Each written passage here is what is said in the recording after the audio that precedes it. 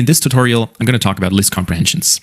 List comprehensions are actually one of my favorite features in Python. I know they can seem a little bit arcane at first or a little bit strange, but they are actually super helpful. They can help make your programs easier to read and easier to maintain once you've actually wrapped your head around how they work. And when you break them down to sort of first principles, they are relatively easy to understand. So behind the scenes, it's pretty much all just for loops. And that's what I'm going to teach you in this tutorial. So I'm going to show you exactly how you can take an existing for loop in Python and then transform it into a list comprehension and also do the same thing the other way around. All right, so let's jump right in.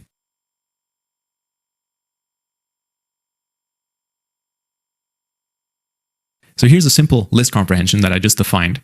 You can see here it looks kind of similar to defining a list constant, right? Where you would just put in values between these square brackets. So I defined this list comprehension here and then assigned the result of it to the squares variable. And the reason I did that is so you can see what the output of that list comprehension is. And I also wanted to give it a name because it's computing all the integer square numbers from 0 to 9. And of course, I could have just taken the same list comprehension and run that immediately, right? Now, when you look at this list comprehension, the syntax is fairly human readable, I want to say. And really what this syntax is, it's kind of a shorthand for a regular for loop. So I'm going to clear my screen here and I'm going to bring back the list comprehension. And now I'm going to write a for loop that runs the exact same calculation. So we're going to start out with an empty squares list and we're going to populate that list as we go along. And then to start the for loop, I'm going to take this part here from the list comprehension. So I'm just copying and pasting it over. And now what I need to do is I need to update square. So I need to append something to it. And for that, I'm going to take this part of the calculation here. Right, so you can see where I copied these parts from, right? The squares one is that one, and then the for loop is that one here, that part here in the list comprehension. And then the actual calculation that I'm running here, or the expression that I'm evaluating, that I took that from here to calculate the squares. All right, so when I take a look at how this squares list was populated by the for loop solution, you can see it's exactly the same. So when I rerun the original list comprehension, you can see it has the exact same output. So that's how you transform a very simple list comprehension into a for loop.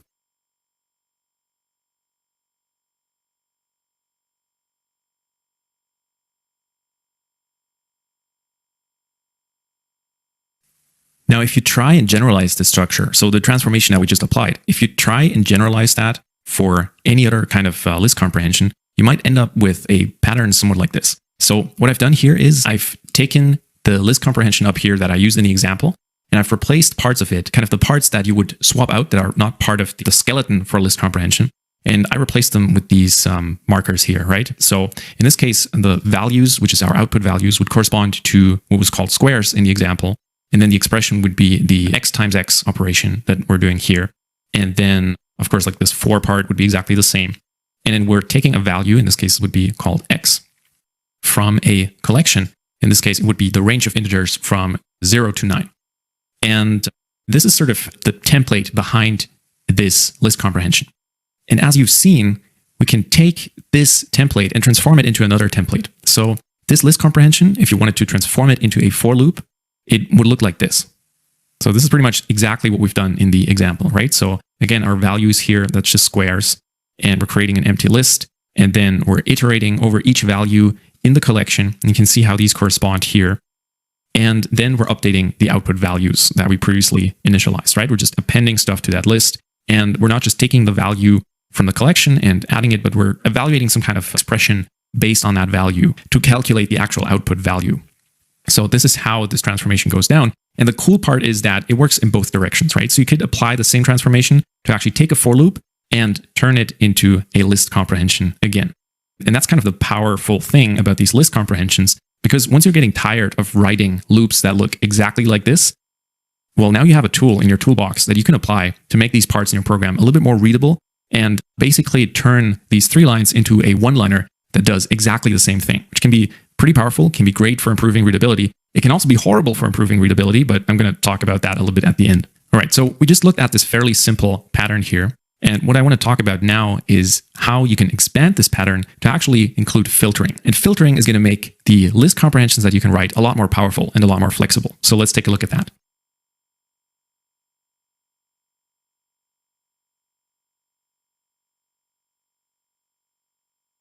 So I've updated my example here by adding filtering, and you can see here that this looks very similar to the previous example. All of the parts that you're already familiar with are still there. So we've got our output list of values, we've got the expression we calculate, and we've got this for value in collection part that we run.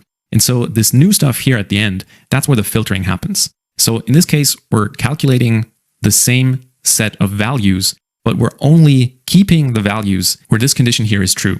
And in case you haven't seen the modulo operator before, it divides two numbers and then gives you the remainder. So if I go 31 modulo 2, the remainder of that is 1 because it's an odd number, right? We can't cleanly divide it by 2. So the remainder of that is 1. And if I go 30 modulo 2, then the remainder is 0.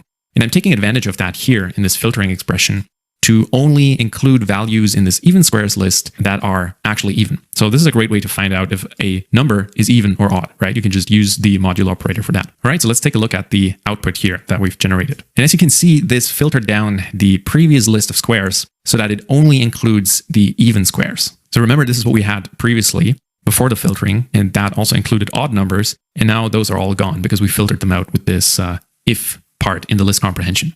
Now let's take a look at how that affects our template behind the scenes, or how can we transform this into a standard for loop template behind the scenes.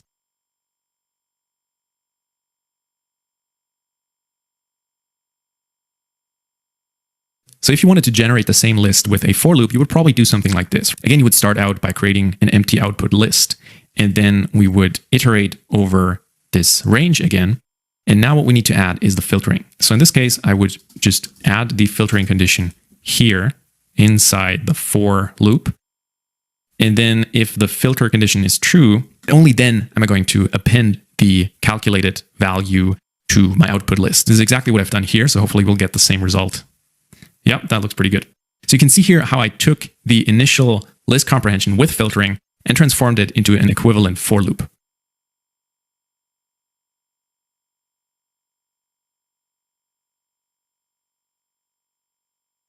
All right, so I've got the updated template here, and pretty much all that I've added is this if condition part.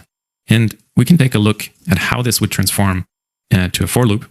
All right, and this is how it would transform into a for loop. So again, this is really similar to the previous template, but now we've added this if condition line that applies the filtering. So you can see if you build your understanding of list comprehension step by step, then I think it becomes much easier to actually see what's going on, because the jump from the previous list comprehension and then adding this if condition here is relatively small, right? It's relatively easy to wrap your head around that. But if you had seen that for the first time, if you had seen a more complex list comprehension, like this one, it would seem a little bit overwhelming, to be honest, because it just helps to break things down into these little steps. And hopefully that example showed you how these list comprehensions break down into these relatively simple for loops.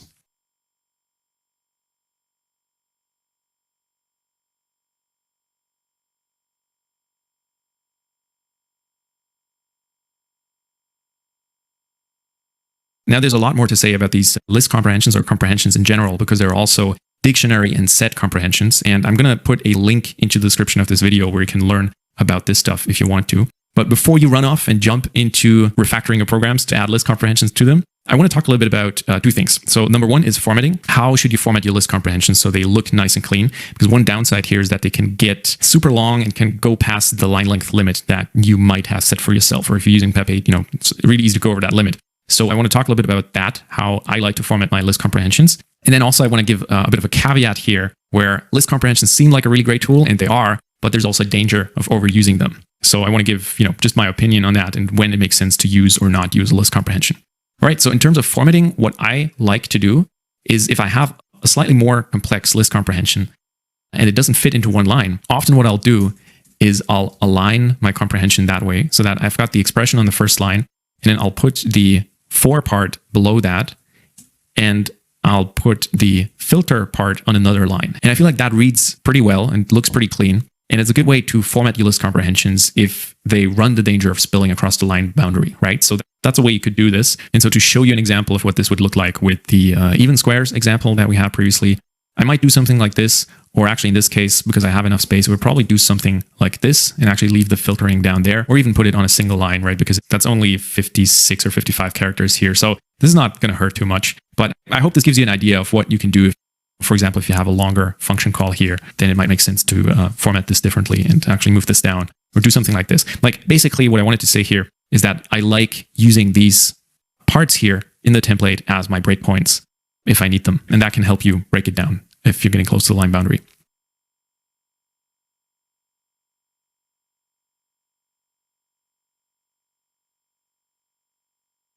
All right. So the other thing I wanted to talk about is that you want to be careful with how often, under what circumstances you use these list comprehensions. So one downside of list comprehensions is that, well, they are more terse than for loops. They can feel, or they can get a little bit overwhelming if someone is not familiar with them. So with this feature, I think it makes sense to balance it with, for example, who you're working with. If you want to introduce Python to a new team, maybe kind of blasting them with a bunch of list comprehensions isn't the greatest way to do that, because a for loop is probably going to seem more familiar to them than hitting them with a list comprehension right away. So depending on the developer audience you're working with, these list comprehensions might be a good feature to use, or they might not be. So this is something to keep in mind. The other thing is that these list comprehensions can also be nested. So you can have list comprehensions inside list comprehensions. And this is something that I would encourage you to stay away from that. It's much better to turn that into a loop, or actually even move part of it into a separate function call, because it's going to be a lot easier to read and a lot easier to maintain. So you can write some pretty gnarly list comprehensions. And usually, it's tempting. I know it's tempting, but usually it's not a great idea to do that, because it gets super confusing really quickly and it gets extremely hard to maintain. And so it makes sense to really spend some time to think about it, where it's better to use a list comprehension in a specific use case or not. So that was a word of warning here at the end, but I think it's definitely something you want to keep in mind. Like, all code is communication, and you always want to make sure you're communicating your intent clearly, and that you're not writing code just for the sake of making it extremely terse or concise or overly concise, right? Because I know it's fun, and I've done it in the past, and I've done it to other people. Really, it just kind of sucks. So I would recommend that you don't do that. I mean, definitely use list comprehensions. They are awesome. I think for something like that, in my mind, that's much cleaner than using the equivalent for loop, but be careful with deep nesting and some of the crazier list comprehensions you might want to write.